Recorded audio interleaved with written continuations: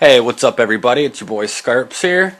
So lucky for me, I'm pretty young and I don't have to think too far back. The first time I ever started playing paintball, I was about 12 years old.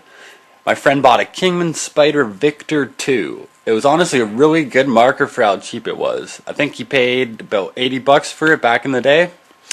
We only shot targets with it at first, but I immediately fell in love with the sport. A few weeks later, we went with a group of friends to Flag Swipe's original field, if any of you remember it, down on Hamilton Road.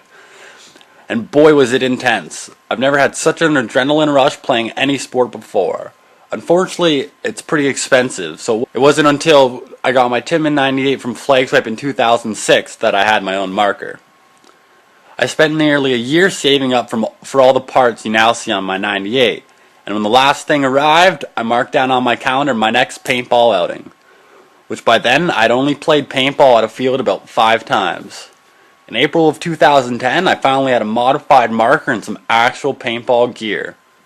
I was lucky enough to get a V-Holder Contour HD, which is what I film with now, as it literally just came out at the time, one of the very first sports HD cameras to hit the world. It's about the size of a glue stick, which is pretty phenomenal, so it adds next to no weight when you're wearing it. You don't even know it's on. This allowed me to film the videos which you may now see or know about on my YouTube channel.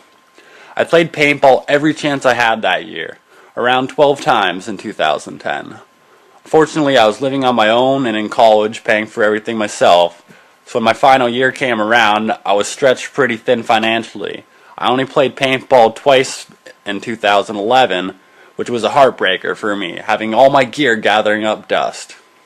Although I continued to work multiple jobs as I always have, so when 2012 came around, I was more than ready to unleash another year of paintball carnage.